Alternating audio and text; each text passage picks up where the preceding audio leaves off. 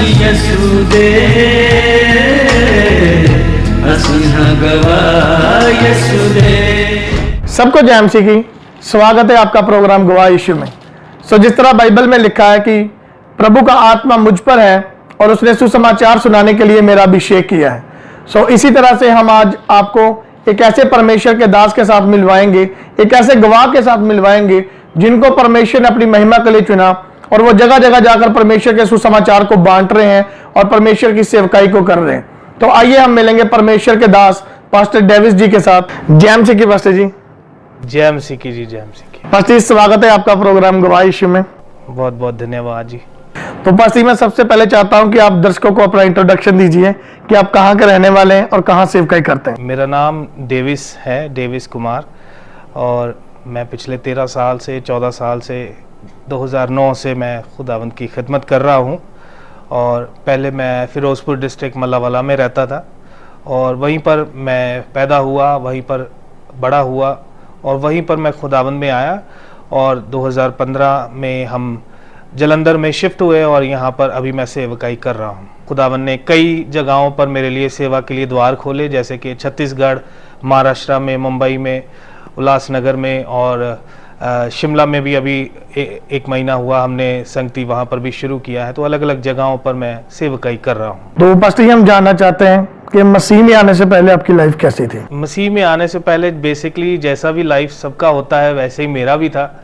और खुदावंद को मैं एक मसीही परिवार में ही पैदा हुआ हूँ और हम CNI चर्च जाया करते थे। मेरे माता पिता हमें CNI चर्च में, चर्च ऑफ नॉर्थ इंडिया में लेकर जाया करते थे और वहीं से हमारी मसीहत में शुरुआत होती है। लेकिन मैं यीशु मसीह को नहीं जानता था और स्कूल में अपने दोस्तों के साथ, जो सिख दोस्त हैं उनके साथ मैं गुरुद्वारा भी जाता था, मंदिरों में भी जाता था अपने दोस्तों, हिंदू दोस्तों के साथ, और वहाँ पर भी माथे टेके हैं मैंने। और खुदावंद की समझ हमें नहीं थी। लेकिन जब मैं टीवी पर एक प्रोग्राम देखा करता था, इंडियन आइडल, और मुझे बड़ा शौक था गीत गाने का और मैं संगीतकार बनना चाहता था, गायक बनना चाहता था। और हारमोनियम सीखने के बहाने मैं किसी पेंटिकॉस्टल चर्च के अंदर मैं गया। पास्टर का बेटा जो है वे हारमोनियम बजाते थे और उनसे मैंने हारमोनियम सीखने की वजह से चर्च उनके गया और वहीं पर खुदावंद ने मुझे कैप्चर किया। और वहाँ पर एक सभा चल रही थी जिसमें एक सेवक जो है वो मेरे साथ बात करता है और मुझे लास्ट में से मेरा नाम लेकर मुझे आगे बुलाता है और कहता है कि परमेश्वर तुझसे बात करता रहा है। बात क्या करता रहा? मैं जब 16 साल का था तब मुझे एक स्वप्न आता है और उस स्वप्न में मैंने देखा कि एक तारे जो हैं आसमान में वो घूमते हैं और घूमकर फिर ऐसे ही अपने स्थान पर जाकर लग जाते हैं और अचानक से फिर बादल ऐसे हटते हैं और एक सफ़ेद पोशाक पहने हुए व्यक्ति आसमान से बादलों के बीच में से नीचे उतरता है और वह जब धरती पर आता है और ज़ोर से वो ताली बजाता है और धरती पर लोग जो हैं उसकी ताली से बट जाते हैं। कुछ लोग दाएं हो जाते हैं, कुछ लोग बाएं हो जाते हैं और जो राइट हैंड पर होते हैं उनको वो उड़ाकर अपने साथ ले जाता है। और मैं जो होता हूँ मैं नीचे रह गए लोगों में होता हूँ। और जब मैं इस स्वप्न को देखा तो मैं बड़ा सोचने के लिए मजबूर हुआ कि ये क्या था, क्योंकि यीशु मसीह के आगमन के विषय में हमें कुछ भी नहीं मालूम था। ब्रदर अभी मुझसे बात कर रहे थे तो बोल रहे थे कि आप पैदाइशी मसीही हैं, तो मैं उनको बता रहा था कि पैदाइशी कोई भी मसीही नहीं होता, हम सब पैदाइशी पापी हैं। हम पाप के द्वारा उत्पन्न होते हैं और पाप में ही जीवन बिताते हैं। आदम का जो ओरिजिन सिन है वो हमारे अंदर आता है। तो मैं मसीही परिवार में जरूर पैदा हुआ लेकिन मसीह से कोसों दूर था। तब मुझे ये स्वप्न आया जब मैं 16 साल का था और मैं सुबह उठा और अपनी माता से जाकर मैंने ये पूछा कि इसका क्या अर्थ है। तो उन्होंने मुझे बाइबल में से एक हवाला पढ़कर बताया और मुझे यीशु मसीह फिर से आएगा अपने लोगों को लेने के लिए और उनको उड़ाकर वो आसमान में ले जाएगा करके उन्होंने मुझे बताया। तो मैं बड़ा हैरान हुआ कि मुझसे परमेश्वर ने बात किया है। तो भी मैंने इस बात को इग्नोर किया। कुछ दिन बीतने पर मुझे दोबारा एक ख्वाब आता है, स्वप्न आता है कि मैं बाइबल को पकड़े हुए हूं और एक घर का मैंने दरवाज़ा खटखटाया है और जब दरवाज़ा खोला जाता है मेरे लिए तो उस दरवाजे के बिल्कुल खुलते ही एक होल्डर में जैसे बल्ब लटका कर रख दिया जाता है, ऐसे बल्ब लटकाया हुआ है और उसकी रोशनी सीधी मेरी आंखों में पड़ती है और मैं देख नहीं पाता कि दरवाज़ा किसने खोला है।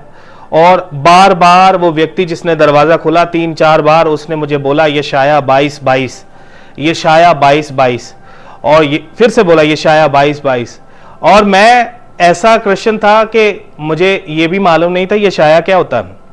तो मैं सुबह उठा, अपनी माता से मैंने बात किया, मम्मी को बताया कि मम्मी मुझे ऐसे स्वप्न आया और इस स्वप्न में मैंने ऐसे देखा, यशायाह क्या होता है। तो उन्होंने मुझे बताया यशायाह परमेश्वर का एक नबी था, उसकी पुस्तक बाइबल में है। और ये अभी तक मुझे ये भी मालूम नहीं था कि बाइबल में अलग अलग नबियों की पुस्तकें हैं, बाइबल मेरे लिए सिर्फ एक पुस्तक थी। तो जब यशायाह 22 अध्याय 22 आयत को पढ़ा गया तो वहां पर लिखा है, मैं दाऊद के घराने की जो चाबी है, कुंजी जो है, वो तेरे कंधों पर रखता हूं और तेरा बंद किया हुआ कोई खोल नहीं सकेगा, तेरा खोला हुआ कोई बंद नहीं कर सकेगा। और मैं हैरान था इन सब बातों को कि मुझे एहसास था कि कोई मेरे साथ बात करता है। और फिर कुछ दिन बाद आधी रात को मेरा नाम लेकर मुझे पुकारा गया और रात को मैं अपने भाई के रूम में गया। पहले तो मैंने उससे पूछा आपने बुलाया, कहते नहीं बुलाया। फिर उसके बाद मैं अपने माता पिता के कमरे में गया तो उनसे पूछा कि आपने बुलाया, वो बोले नहीं बुलाया। फिर मेरे भाई ने मुझे बोला कि अब आवाज़ आएगी तो तू प्रार्थना करना। तो इस प्रकार मेरा नाम लेकर मुझे पुकारा गया। तो मैंने फिर भी इग्नोर किया इन सब बातों को, मैंने ध्यान नहीं दिया। लेकिन जब मैं हारमोनियम सीखने के लिए किसी चर्च में गया तो वहाँ पर वो पास्टर जो थे वो मुझे यही बातें रिकॉल करा रहे थे कि परमेश्वर तुमसे पिछले दिनों में बातें करते आया है लेकिन तुमने ध्यान नहीं दिया, परमेश्वर ने तुम्हें अपनी सेवा के लिए चुना। तो जिस चर्च में मैं हारमोनियम सीखने के लिए गया था तो उसी चर्च में मुझे वहाँ पर ही आराधना में, गीत गाने में सेवा करने का मुझे अवसर दिया गया। मैं वहीं पर सेवा के लिए खड़ा हुआ। फिर धीरे धीरे जब हम बड़े, खुद से सेवा शुरू किया और बहुत से जीवन में गलतियां भी हुई, चलते चलते बहुत सी गलतियां हुई। मैं अपने भाइयों को बड़ी तुच्छ निगाह से देखता था कि ये तो पापी हैं। मैंने शुरू से कोई पाप नहीं किया, मेरी जवानी को मैंने शुद्ध रखा है। तो कुछ जीवन में ऐसी गलतियां हुई, ऐसे गलत फैसले मैंने लिए जिनका बड़ा मैंने खमियाजा भुगता। सो पास्टर जी, जिस तरह हम देखते हैं कि जब एक पर्सन सेवकाई शुरू करता है तो कई बार क्या होता है कि उसकी लाइफ में कोई दुख परेशानी या प्रॉब्लम आ जाती है या कुछ शैतानी अटैक होते हैं, तो कुछ लोग होते हैं वो क्विट कर जाते हैं। तो क्या आपकी लाइफ में कभी कोई पल हुआ या ऐसा कोई हादसा हुआ हो कि जब आपने मसीह को छोड़ा हो या आपको लगा हो कि मैं छोड़ दूं? मेरे जीवन में एक घटना है और मेरे जीवन में ऐसी परिस्थितियां आई, कुछ मैंने गलत फैसले लिए जिनकी वजह से हमें खामियाजे भुगतने पड़े और मैं उस काम के कारण मैं 5-6 साल मेरे वेस्ट गए हैं और मैं प्रभु से दूर भी रहा हूँ और कुछ गलतियाँ। इसीलिए आज जो भी हम वचन सिखाते हैं सब कुछ अपने अनुभव से सिखाते हैं कि आजकल के नौजवान वो गलतियाँ ना करें जो हमने की हैं, क्योंकि हमने उसके लिए भारी कीमत भी चुकाई है फिर बाद में। और 2011 में जब सेवकाई शुरू की तो कुछ गलत फैसले जीवन में ऐसे लिए गए जिनकी वजह से जो लाइफ थी जो वो एक जगह पर रुक गई। जैसे पैरासाइट होता है, एक पक्षी उड़ता है और पक्षी उड़कर किसी जगह से बीज उठाकर पेड़ की डाली के ऊपर रख देता है। फिर वो बीज जो है पेड़ की डाली के ऊपर ही उगना शुरू हो जाता है, लेकिन जो एक्चुअल पेड़ होता है वहां तक फिर पेड़ की जड़ों से पौष्टिक जो है वहां तक पहुंचता नहीं। तो ऐसे ही पैरासाइट्स जो है वो हमारे जीवन में आ जाते हैं जो हमें एक जगह पर रोक कर रख देते हैं। तो ऐसा मेरे जीवन में भी बहुत बार हुआ। एक बार हुआ 2011 में सेवकाई जब हम शुरू किए थे, पास्टर से जुदा होकर फिर हमने अपना सेवकाई जब शुरू किया तो जीवन में गलत एक फैसला लिया जिसकी वजह से जीवन होल्ड हो गया और एक जगह पर रुक गया। इवन इतना मैं परेशानियों में रहा कि मैंने भिखारियों के साथ एक रात सड़क पर गुजारी है। सुसाइड करने के लिए मैं स्टेशन पर जा रहा था और रोते रोते जा रहा था स्टेशन पर अपनी गलत फैसलों की वजह से। और स्टेशन पर जा रहा था तो जाते जाते रास्ते में एक बूढ़ी औरत मुझे मिलती है और मुझे उसने अपने गले से लगा लिया और मुझे रोककर उसने पूछा कि क्या हो गया, और मुझे अब वो अपने घर पर लेकर गई। उसने मुझे खाना खिलाया। ये मैं आपको मुंबई की बात बता रहा हूँ, उल्लासनगर की। तो बहुत उथल पुथल जीवन में हुआ।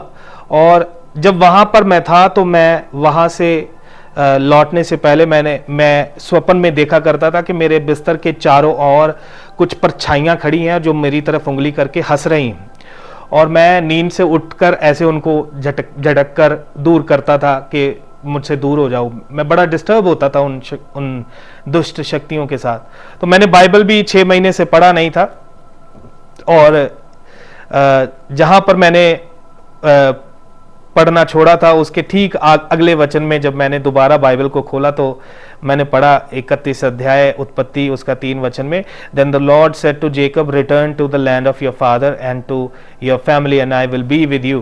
कि याकूब से परमेश्वर कहता है कि अपने पिता के घर को लौट जा और मैं तेरे साथ बना रहूंगा। और जब मैं वापस आया तो कुछ देर तक इस वचन ने मुझे संभाले रखा, और लेकिन कुछ समय बाद जब मेरे ऐसी चीज़ें मेरे सामने आई जिनकी वजह से मैं सह नहीं पाया उन चीज़ों को, और मैंने फिर प्रभु को ही कोसना शुरू कर दिया, प्रभु को ही निंदा करने शुरू कर दिया कि प्रभु मैं तेरी सेवा में था, तूने मेरे जीवन की बैंड बजा दी है। और इवन मैं इतना बुराई किया हूँ उस समय में, सेवा से हटकर प्रभु से दूर होकर, प्रभु पर जब मुझे गुस्सा आ गया तो मैं शराब पीना शुरू कर दिया, सिगरेट पीना शुरू कर दिया। इवन मैं शराब का प्याला पकड़कर आसमान की तरफ परमेश्वर को गुस्सा दिलाने के लिए उसको चेयर्स किया करता था, और ऐसी बुराई मैंने की है। फिर स्मोक करते वक्त मैं धुआं आसमान की तरफ मुंह कर छोड़ता था कि मैं परमेश्वर के ऊपर धुआं छोड़ रहा हूँ। और यही चीज़ है जो जब मैं बाद में प्रभु के पास लौटा तो मैं बहुत रोया इन बातों के लिए कि मैंने ऐसी बुराइयां की हैं, लेकिन खुदावन ने वो सब सह ली और उसने मेरे साथ मेरे पापों के जैसा व्यवहार नहीं किया। और उसी समय जब मैं ऐसा कर रहा हूँ तब वो मुझे मार सकता था, मुझे ख़त्म कर सकता था, क्योंकि वो सर्वशक्तिमान ईश्वर है, वो ईश्वर खुदावन खुदा है और पवित्र परमेश्वर है, और उसने घमंडियों का सामना किया है। कोई घमंडी उसके सामने ठहर नहीं पाया। उसने नबूकदनेस्सर को घास खिलाई है 7 साल, उसको जानवरों और पशुओं से रीखा बना दिया। उसके नाखून जो थे वो उकाब के समान हो गए, उसके शरीर पर भालू के जैसे बाल आ गए। तो वो जानवरों जैसी हालत कर देता है एक व्यक्ति की। और मैं इस बात से बड़ा नम्र हुआ, बड़ा दीन हुआ कि खुदावन ने मेरे पापों के समय में मुझे छोड़ा नहीं। ये वचन जो उसने मुझे बताया था कि return to your father's house and I will be with you. मैंने बुराइयां की, लेकिन खुदावन फिर भी मेरे विषय में धीरज धरता रहा। तो ये परिस्थितियां हमारे जीवन में, इसीलिए हम बोलते हैं नौजवानों को कि नौजवान अपने जीवन में बड़े ही सावधान होकर चलें, क्योंकि हम वो सब चीज़ें देखकर आए हैं कि जिनसे नौजवान जो है वो फिसल जाते हैं, फिर दोबारा उठ खड़ा होना बड़ा मुश्किल होता है। तो ऐसा जीवन उस समय में मेरा हो गया कि मैं शराबें पीनी शुरू कर दी, सिगरेट पीना शुरू कर दिया, मैं कैब चलाता था, टैक्सी चलाता था, और जिसकी वजह से शराब पीना, नशा करना ये बहुत मैं करने लग गया था। इवन यहाँ से हिमाचल जाते थे तो पूरा रास्ता हम बियर पीते जाते थे, और वहाँ पहुँचकर होटल में रात को सुबह 4 बजे तक हम शराब पीते थे। फिर सुबह 4 बजे से फिर हम जो वीड है भांग पीना शुरू कर देते थे, स्मोक करना शुरू कर देते थे। फिर हम 3-4 दिन बाद उठा करते थे कि फिर देखते थे कि इतने दिन कैसे बीत गए करके। तो ऐसा जीवन मेरा हो गया, लेकिन खुदावन की कृपा मुझ पर हुई। फिर उन्हीं दिनों में मैं जब कैब चलाता था, एक अफ्रीकन मेरी गाड़ी में आकर बैठा और मैं उसको hip hop music, western music जो है रैपर्स, उनको सुनाने लग गया, और कि ताकि कस्टमर जो है वो राइडर जो है वो इम्प्रेस हो। तो वो मुझे बोलता है कि लगता है आपको म्यूजिक बहुत पसंद है। तो मैंने कहा जी हाँ जी मुझे बहुत पसंद है। तो कहता मुझे भी बहुत पसंद है, मैं आपको कुछ सुनाना चाहता हूँ। तो उसने अपना प्लेलिस्ट, अपना फ़ोन कनेक्ट किया स्टीरियो के साथ और उसने मसीही गाना चलाना शुरू कर दिया, और जैसे ही वो मसीही गाना चलाया तो मैं अंदर ही अंदर टूट गया वो इस चीज़ को लेकर के। मैं प्रभु का सेवकाई में था और सेवा किया करता था, लेकिन मैंने प्रभु को छोड़ दिया। और मैं आज क्या कर रहा हूँ, लेकिन एक सामने से व्यक्ति आकर मुझे मसीही गाने, मुझे लिटरली लगा कि ये प्रभु की ओर से भेजा गया है, और मैं अंदर ही अंदर इतना कन्विक्ट हुआ, इतना जैसे कलाम कहता है कि पाक रूह हमें छेदता है अंदर से, कन्विक्ट करता है कि हम पापी हैं, हमने पाप किया। तो तभी मुझे कन्विक्ट हुआ और पवित्र आत्मा ने मुझे छुआ और मैं रात को 2 बजे अपने घर पर गया। मैंने अपनी मम्मी को गले से लगाया और मैं ऊंची ऊंची जोर जोर से रोने लग गया और मैंने मेरी माता को बोला कि मम्मी मैंने ये रास्ते पर नहीं चलना है, मैंने प्रभु के पीछे चलना है, मैंने प्रभु की सेवा करनी है। तो इस प्रकार से फिर मैं लौटा, फिर मैं एक सेवक के साथ कुछ समय बिताया और कलाम उनसे सीखा, वचन सीखा।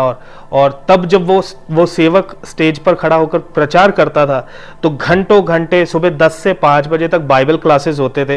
तो 10 से 5 बजे तक मेरी आंखों में पानी बहता था और मैं रोते रोते घंटों घंटे रोते रोते मैसेज सुनता था, सिर्फ इसी बात को याद करके कि मैंने कैसी बुराई की है और परमेश्वर ने कैसी दया मुझ पर दिखाई है। सो पास्टर जी, हम जानना चाहते हैं कि मसीह के पीछे चलने का क्या अर्थ है। जैसे एक विश्वासी या एक सेवक वो कैसे पूरी रीति के साथ मसीह के पीछे चल सकता है? वचन कहता है कि अंताकिया में प्रेरित जो है वो पहली बार मसीही कहलाएं। पहले तो हमें यह समझना है कि मसीही होता क्या है।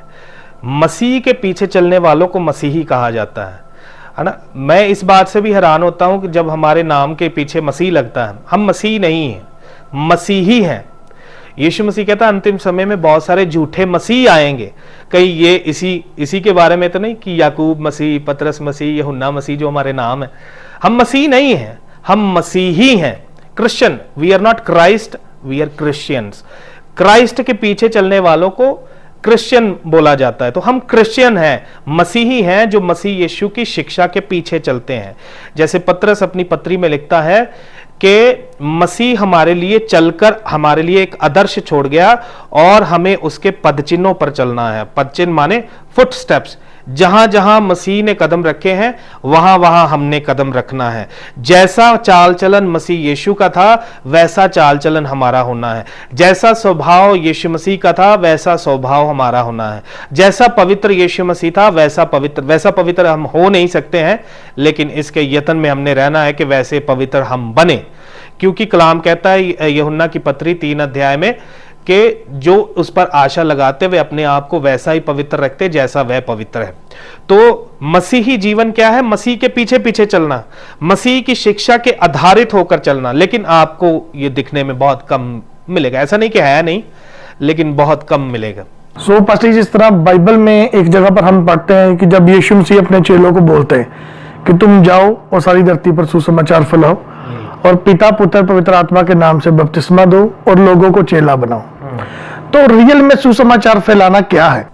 रियल में सुसमाचार फैलाना जो एक्चुअल में प्रेरितों ने जो काम किया है ना, वैसा काम आपको बहुत कम देखने में मिलेगा कि आज के समय में प्रेरित कर रहे। प्रेरित जो है उन दिनों में प्रेरित पूरी दुनिया में घूमे हैं। और आप पौलुस की पत्रियों में पढ़ेंगे कि पौलुस सफर करता है, ट्रैवल करता है पूरी दुनिया में, जहाजों में सफर करता है। और सफर के अंदर जो भी जोखिम होते हैं, खतरे होते हैं, डाकुओं का उसको खतरा था, रास्ते में डाकू पड़ जाते थे और उसका जहाज पानी में टूट जाता था। कष्ट था उन दिनों की सेवकाई में। आज भी है, सेवकाई में कष्ट ही है। वचन कहता जो मसीह यीशु के साथ भक्ति का जीवन निर्वाह करना चाहते हैं अवश्य कि वे सताए जाएं। तो एक सुसमाचार प्रचारक के जीवन में जो है वो कष्ट आता है। उन दिनों में प्रेरित एक जगह पर रुके नहीं, ज्यादा से ज्यादा किसी जगह पर 2 साल 3 साल रुके हैं। तो उस जगह पर वो सुसमाचार सुनाते थे। कुछ लोग उसके सुसमाचार को सुनकर यीशु मसीह को विश्वास करते थे, यीशु मसीह को कबूल करते थे। फिर वहां पर वही झुंड जो है, जो लोग विश्वास किए, वो एक कलीसिया के रूप में वहां पर स्थापित होता था। और कलीसिया के रूप में जब वहां पर स्थापित होता था, उसी कलीसिया के बीच में से पौलुस जो है एक व्यक्ति को खास तरीके से उसको चेला बनाता था, शिक्षा देता था और सेवा के लिए वही उसी झुंड के ऊपर नियुक्त करता था। और फिर प्रेरित आगे निकल जाता था दूसरी जगह पर यही काम को दोबारा रिपीट करने के लिए। लेकिन आप ऐसा नहीं देखेंगे कि प्रेरित पौलुस ने जो है वो कहीं पर पक्का डेरा डाल दिया। तो प्रेरित जो है, प्रेरित का सेवकाई जो है वो इवेंजलिज्म भी करते हैं, चर्च की स्थापना भी करते हैं और एक जगह रुकते नहीं हैं। तो सुसमाचार आज के दिनों में आपको पौलुस एक जगह पर यह भी कहता है कि यदि तुमने कोई दूसरा सुसमाचार सुना हो, तो वो दूसरा सुसमाचार क्या है?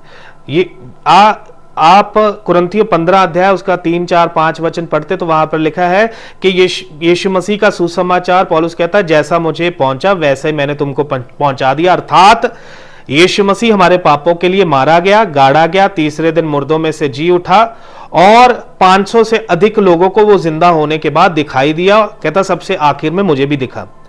तो सुसमाचार ये है, यीशु मसीह मारा गया, गाड़ा गया, तीसरे दिन मुर्दों में से जी उठा और जिंदा आसमान में उठाया गया, फिर वापस आएगा हम सबको स्वर्ग राज्य के लिए लेने के लिए। ये कंप्लीट सुसमाचार ये है। जब आप आज के दिनों में सुनते हैं तो क्या सुनते हैं? सुसमाचार के यीशु मसीह के पास आओ आपको चंगाई मिलेगा, यीशु मसीह के पास आओ आपको बरकत मिलेगा, यीशु मसीह के पास आओ आपको धन दौलत मिलेगा, यीशु मसीह के पास आओ आपके कर्जे माफ हो जाएंगे। लेकिन इन चीजों की बात चर्चा जो है वो बिल्कुल भी नहीं होती। इसलिए पौलुस कुरिन्थियों 11 अध्याय में कहता है, पहले वचन में कहता है तुम मेरी थोड़ी सी मूर्खता सह लो।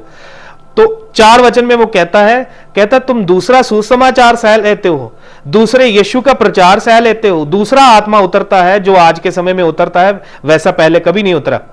तो कहता दूसरा आत्मा उतरता तुम वो भी सह लेते हो, कहते मेरी तुम सहते नहीं हो। तो सुसमाचार यीशु मसीह की मृत्यु और मुर्दों में से जी उठने के विषय में है, चंगाई और आशीष बरकत के बारे में नहीं। सो पास्टी, जिस तरह हम देखते हैं जैसे चर्चों में बताते हैं पवित्र आत्मा के बारे में, तो रियल में होली स्पिरिट पवित्र आत्मा क्या है? जब एक बंदे पर पवित्र आत्मा आता है तो क्या चिन्ह है पवित्र आत्मा का? सबसे पहले तो आप ये जानिए कि गॉड इज जेंटल, वो जेंटल है और खुदावंत का जो रूह है वो भी जेंटल है। खुदावंत का रूह मेंटल नहीं है, तो वो लोगों को मेंटल नहीं बनाता। आज के समय में आप क्या देखते हैं कि खुदावंत का रूह लोगों के ऊपर आ रहा है, बोला जाता है कि ये खुदावंत का रूह, लेकिन असल में वो खुदावंत का रूह नहीं है। खुदावंत का रूह जब एक व्यक्ति पर आता है तो वो उसके जीवन को मोल्ड करता है, उसके जीवन को ट्रांसफॉर्म करता है, उसके जीवन को तब्दील करता है। आप देखिए पौलुस, हमारे पास उदाहरण है बाइबल में, वचन कहता है जब परमेश्वर का आत्मा शाऊल के ऊपर आया तो वो और ही मनुष्य हो गया, और ही मनुष्य हो गया। फिर वचन कहता है जब खुदावंत का आत्मा लोगों पर आया, उन्होंने जाहिर सी बात है उन्होंने नई नई भाषाएं बोली हैं, लेकिन आज के समय के जैसा बिल्कुल नहीं किया उन्होंने। तो खुदावंत का रूह जब एक व्यक्ति के अंदर आता है तो उसके अंदर प्रेम आता है, नम्रता, दीनता, जो वही जो 9 फल जो आत्मा के लिखे हैं गलातियों 5 अध्याय 22-23 आयत में, कि परमेश्वर का आत्मा से, परमेश्वर के आत्मा के फल प्रेम, आनंद, शांति, धीरज, कृपा, भलाई, वफादारी, संयम और नम्रता है। ऐसे ऐसे कामों के विरोध में कोई भी व्यवस्था नहीं, कलाम बताता। तो ये फल दिखते हैं उसके जीवन में। चिन्ह जो है आज के समय में पवित्र आत्मा का चिन्ह ये दिखाया जाता कि आप ऐसे हिल रहे हैं और ऐसे ऐसे आपकी गर्दन हिल रही है और आप तड़प रहे हैं, जमीन पर लोटपोट हो रहे हैं। ये पवित्र आत्मा के चिन्ह नहीं। आपको बाइबल में किसी को भी ऐसा करते हुए आप कभी नहीं देखेंगे। ना पौलुस ने किया, ना पतरस ने किया, ना उन लोगों ने, उन कलीसियाओं ने किया जिनके ऊपर पाकरू इनके वसीले, प्रचार करने के वसीले, हाथ रखने के वसीले, वचन सुनाने के वसीले, जैसे भी इन्होंने जो भी काम इन्होंने सेवकाई के किए हैं और लोगों के ऊपर पाकरू उतरा है, ऐसा बाइबल में किसी ने नहीं किया है जैसा आज के समय। इसीलिए पौलुस, मैं पिछली बातों में आपको बता रहा था कि पौलुस कहता तुम मेरी सहते नहीं, कोई दूसरा आत्मा तुम पर आता है तो वो तो तुम सह लेते हो। तो आत्मा ये बिल्कुल नहीं है कि आज के समय में जो हम देखते हैं, आत्मा जेंटल स्पिरिट है, वो आपको जेंटलमैन बनाता है। और ये बड़ी निंदा की बात है, आप परमेश्वर के आत्मा के मंदिर हैं और खुदा का रूह आकर परमेश्वर के मंदिर को ही जमीन पर लोटपोट करा रहा है। तो ये बड़ी अजीब बात है मेरे लिए। तो फर्स्टली हम जानना चाहते हैं कि जो आजकल हम देखते हैं जैसे अनॉइंटिंग का बहुत ट्रेंड है, तो सभी बोलते हैं कि परमेश्वर का अभिषेक आ रहा है, मसा आ रहा है, तो ये अनॉइंटिंग ले लो, मसा ले लो।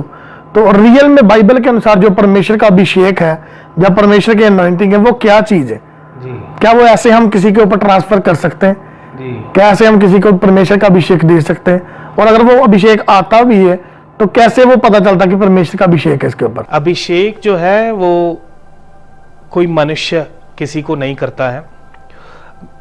बाइबल में जहाँ तक मैंने बाइबल पढ़ा है तो अभिषेक जो है वो परमेश्वर देता है। जैसे यीशु मसीह भी यशाया के एक पैसेज को लेकर बात करते हैं, यशाया की पुस्तक में से पढ़कर, लूका 4 अध्याय में उसका 17, 18, 19 वचन में, कि प्रभु का आत्मा मुझ पर है और उसने मेरा अभिषेक किया है। खुदावंद अभिषेक करता है। मैं किसी को भी अनॉइंट करके सेवा के लिए खड़ा नहीं कर सकता हूँ, मेरे पास अथॉरिटी नहीं है। ये खुदावन ने यदि किसी को नहीं बुलाया तो मेरे खड़े करने से किसी को वो ज़्यादा दिन तक खड़े रह नहीं पाएगा। खुदावन जब खड़ा करता है, खुदावन अभिषेक, पहले तो अभिषेक का मतलब समझिए। अभिषेक कोई सामर्थ नहीं है। अभिषेक का जो अर्थ है किसी खास मकसद के लिए चुनकर अलग किया हुआ व्यक्ति को अभिषिक्त बोलते हैं। अभिषिक्त बोलते हैं। जहां पर दाऊद कहता ना कि मैं अभिषिक्त के खिलाफ नहीं बोलूंगा, वो शाऊल की बात ही नहीं कर रहा, वो उस गद्दी की बात कर रहा है जिस गद्दी पर शाऊल बैठा। तो अभिषेक कोई मसा कोई सामर्थ नहीं है, मसा कोई शक्ति नहीं है। अभी आप देख रहे हैं कि अभी दुगना भी हो गया है। मसा कोई सामर्थ नहीं है, मसा कोई ताकत नहीं है। मसा जो है परमेश्वर की ओर से चुने जाने को मसा कहते हैं। परमेश्वर की ओर से किसी व्यक्ति को किसी काम के लिए चुन लेना, उसको मसा कहा जाता है। अनॉइंट किया जाता है, अभिषेक किया जाता है कि ये इस काम को अंजाम देगा करके उसको अभिषेक कहते हैं। और जाहिर सी बात है, अभिषेक जब किसी को एक काम के लिए किया जाता है तो उसको उस काम के करने के लिए सामर्थ्य भी मिलती है, ताकत भी मिलती है, चिन्ह भी उसको दिए जाते हैं। जैसे मूसा को परमेश्वर ने चुना तो मूसा के वश में कुछ चिन्ह किए गए कि ये चिन्ह हैं, ये जाकर तुम दूसरों को दिखाना। तो अभिषेक जो है वो चुने जाने को अभिषेक कहा जाता है, अलग किए जाने को अभिषेक कहा जाता है। तो सेवक जो है वो सिर्फ कंफर्म करते हैं कि ये परमेश्वर की ओर से चुना हुआ है, लेकिन मसा जो है या अनॉइंटिंग जो है वो परमेश्वर की ओर से ही होती है, परमेश्वर की ओर से होती है। हम जब दाऊद के विषय में भी पढ़ते हैं, परमेश्वर उसे कहता है कि मैंने अपने मन के अनुसार एक व्यक्ति को चुन लिया है, मैंने चुना है। परमेश्वर कहता मैंने चुना है। जब आप शाऊल जो बाद में पौलुस बन गया, उसके विषय में भी आप देखते हैं परमेश्वर ने शाऊल को चुन लिया। परमेश्वर अनन्यास से कहता है कि मैंने उसको अन्य जातियों के पास सुसमाचार ले जाने के लिए, उसको प्रेरित होने के लिए चुन लिया है और अपनी सेवा के लिए उसको अलग किया है। लेकिन आप क्या देखेंगे, प्रेरितों के काम 13 अध्याय में नबी उसके ऊपर हाथ रखते हैं और उसको डेडिकेट करते हैं। चुनता परमेश्वर है सेवा के लिए, खड़ा परमेश्वर करता है सेवा के लिए, अभिषेक परमेश्वर करता है सेवा के लिए। सेवक बस उसको अनाउंस करते हैं, सेवक बस उस पर तेल डालकर परमेश्वर के ओर से ये चुना हुआ है करके सिर्फ वो कंफर्मेशन करते हैं परमेश्वर के लिए।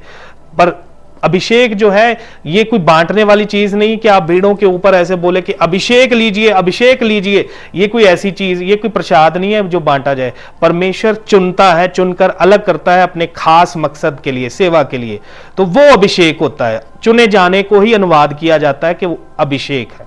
जी, तो पास्टर जी, हम जानना चाहते हैं कि जो एक सेवक है या एक पास्टर है, तो उसका जो स्वभाव, जो करैक्टर है, वो बाइबल के अनुसार कैसा होना चाहिए? जो भी सेवक हैं, सेवकाई में है और परमेश्वर के वचन में प्रेरितों के अंदर पत्रियां लिखकर दी गई। प्रेरितों ने पत्रियां लिखकर दी हैं, पौलुस ने पत्रियां लिखकर दी हैं जिनके वसीले हम सीख सकते। तिमोथियस की पत्री है, तीतुस की पत्री है, और उनमें वो उन्हें सिखाता है कि आपने अपने जीवन को पवित्रताई में, वचन में, विश्वास में, नम्रता में, दीनता में, सब चीज़ों में आदर्श बनना है।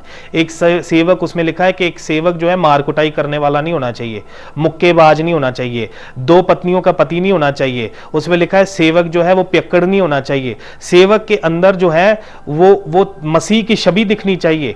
वचन कहता है शमूएल जब प्रजा से भेंट करने के लिए आता था तो लोग उसको देखकर कांपने लग जाते थे कि पता नहीं कौन सा संदेशा लेकर आया है। तो वो एक छवि होती है। परमेश्वर के नबी, परमेश्वर के दास, परमेश्वर के भक्त जन जो है वो परमेश्वर को ही अपने जीवन से जाहिर करते हैं। तो उससे आप अंदाजा लगा सकते हैं कि एक सेवक का जीवन कैसा होना चाहिए। हम नम्रता में, दीनता में, परमेश्वर कहता है दयावंत बनो जैसा मैं हूं, परमेश्वर कहता है सिद्ध बनो जैसा मैं हूं, परमेश्वर कहता है पवित्र बनो जैसा मैं हूं। तो हमने परमेश्वर के जैसा ही बनना है, परमेश्वर के जैसे प्रेम करना है, परमेश्वर के जैसे दया दिखाना है, परमेश्वर के जैसे जो लोग आते हैं आपके पास पिसे हुए, उनको सीने से लगाना है, गले से लगाना है ना, उनकी सेवा करनी, उनको कलाम सिखाना है। तो सेवक का जीवन जो है बाइबल में उसका नमूना दिया गया है, वो आप पढ़िए, उससे आपको मालूम पड़ेगा एक सेवक का जीवन जो है वो कैसा होना चाहिए।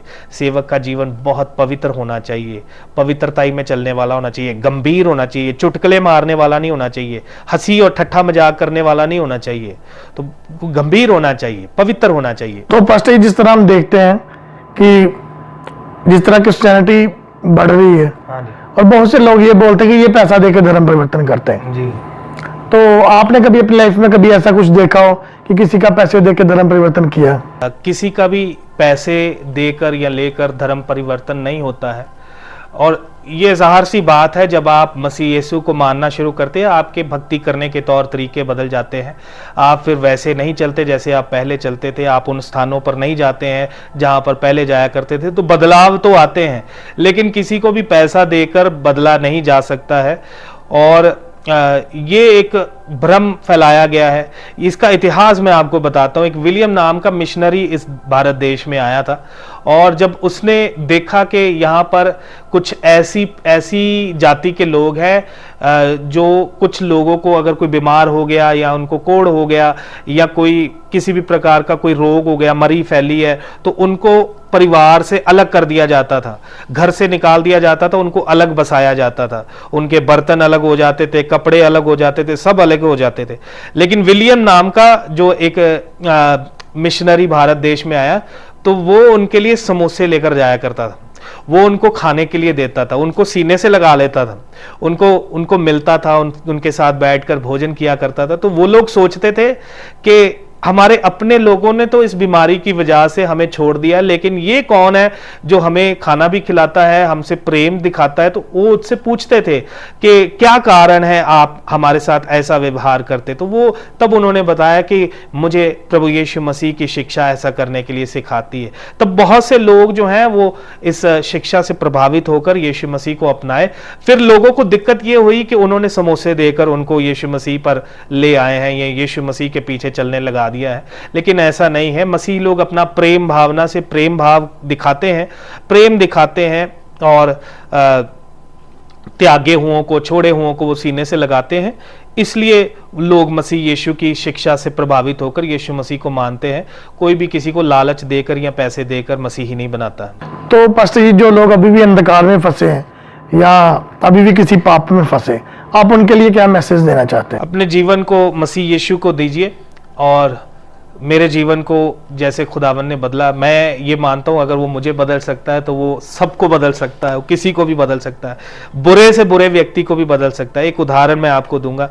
एक राजा है बाइबल में, हिजकिय्याह राजा का बेटा। मैं आपको बताना चाहता हूँ उसके जीवन के बारे में। कलाम बताता है कि यशायाह नबी हिजकिय्याह राजा के पास आता है, और हिजकिय्याह राजा जो है वो मरने पर है, और वो उसको हुक्म देता है कि तुझे जो भी करना है तुम कर लो, और क्योंकि तुम मरने वाले हो। तो फिर वो दीवार की तरफ मुंह कर प्रार्थना करने लगता है, प्रभु कामों को याद कर जो मैंने तेरे लिए किए, मैंने अशेरा को कटाया, मैंने ये किया, मैंने वो किया, इजराइल में से जो है पाप को खत्म किया है, बुराई को खत्म किया है, और इनको पवित्रता में लेकर आया। तो परमेश्वर उसकी पुकार को सुनकर यशायाह अभी आंगन में पहुंचा होता है, और उसको फिर से वापस लौटा लाता है, और उसे कहता है कि उससे जाकर कह दे तेरी आयु 15 साल बढ़ गई। फिर अगली कहानी हमको नहीं पता, यहां तक तो हमने सब प्रचारकों को प्रचार करते हुए सुना। जब हिजकिय्याह राजा की 15 साल उम्र बढ़ी, तो उसके 15 साल के तीसरे साल में उसके पास एक पुत्र पैदा हो जाता है, जिसका नाम होता है मनश्शे। तो 15 साल में से 3 साल माइनस किए 12, तो 12 साल का था जब वो राजा बना। 15 साल बढ़े तो हिजकिय्याह मर गया, तो उसकी जगह पर जो राजा बना वो उसकी बड़ी हुई आयु में ही पैदा हुआ लड़का 12 साल का था जो पैदा हुआ, वो राजा बना। उसने इजराइल में अव्वल नंबर की बुराई की, अव्वल नंबर की बुराई।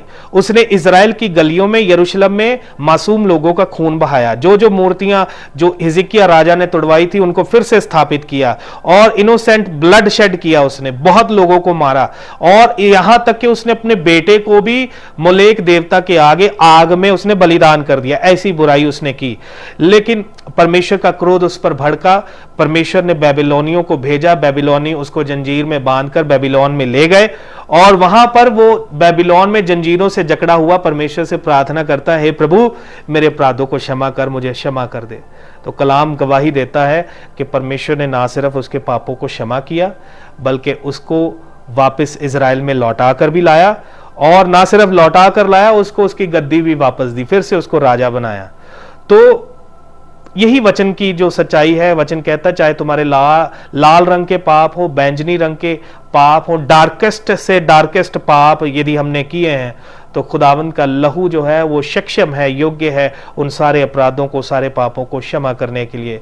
तो गिल्ट में रहकर जिए नहीं, बल्कि यीशु मसीह के हाथों में अपना जीवन दे और पश्चाताप करे। बुरे से बुरे व्यक्ति को भी वो क्षमा करके सीने से लगाता है। प्रभु आशीष करे। तो पास्टर जी, हम आपका बहुत बहुत धन्यवाद करते हैं। हमारी पूरी गवाही यीशु की टीम आपका बहुत बहुत धन्यवाद करती है कि आपने अपना कीमती समय दिया और अपनी गवाही को और अपने नॉलेज को शेयर किया और परमेश्वर के वचन को शेयर किया। तो हम आपका बहुत बहुत धन्यवाद करते हैं pastor ji. Thank you pastor ji. जय मसीह की। धन्यवाद जी, धन्यवाद। तो जिस तरह भी आपने एक बहुत ही अद्भुत गवाही को सुना, तो जैसे आपने देखा कि कैसे परमेश्वर ने इनके जीवन में कार्य किया और कैसे आज परमेश्वर इनको अपनी महिमा के लिए इस्तेमाल कर रहे हैं। मेरा विश्वास है इस बड़ी गवाही के द्वारा परमेश्वर आपके जीवन में एक बड़ा बदलाव लेकर आएंगे। सबको जय मसीह की। अगर आप परमेश्वर के कामों को आगे बढ़ाने के लिए इस सेवकाई में अपना योगदान देना चाहते हैं, तो आप इस QR कोड को स्कैन करके गूगल पे के द्वारा अपने दान भेज सकते हैं। अगर आप विदेश से अपने दान भेजकर परमेश्वर के कामों को बढ़ाना चाहते हैं, तो आप इस बैंक डिटेल्स का इस्तेमाल करके अपने दान भेज सकते हैं। परमेश्वर आपको आशीष दे। तो मेरे प्रिय भाई बहनों, अभी आपने एक बहुत बड़ी अद्भुत गवाही को सुना। तो मेरा विश्वास है परमेश्वर इस गवाही के द्वारा आपके जीवनों में 100 गुना फलों को लेकर आएगा। आप इस टेस्टिमनी को अपने दोस्तों के साथ, फैमिली मेंबर्स के साथ शेयर ज़रूर करें, ताकि वो भी जान सके कि परमेश्वर कैसे लोगों के जीवन में काम कर रहा है। मेरा विश्वास है परमेश्वर इस गवाही को सुनने के बाद आपके जीवनों को सेम नहीं रहने देगा। आप हमारे चैनल गवाह यीशु दे को सब्सक्राइब कर लें, ताकि आने वाले दिनों में आप परमेश्वर के और गवाहों के साथ मिल सके। अगर आप भी अपनी टेस्टिमनी हमारे साथ शेयर करना चाहते हैं, तो नीचे आपको एक ईमेल आईडी दिखाई दे रही होगी। आप उस ईमेल पर अपनी डिटेल शेयर कर दें, हम आपके साथ कांटेक्ट ज़रूर करेंगे। मेरा विश्वास है परमेश्वर आपके जीवनों को सेम नहीं रहने देगा। God bless you all. सभी को जय मसीह की। ਅਸੀਂ ਯਿਸੂ ਦੇ ਅਸੀਂ ਹਾਂ ਗਵਾਹ ਯਿਸੂ ਦੇ।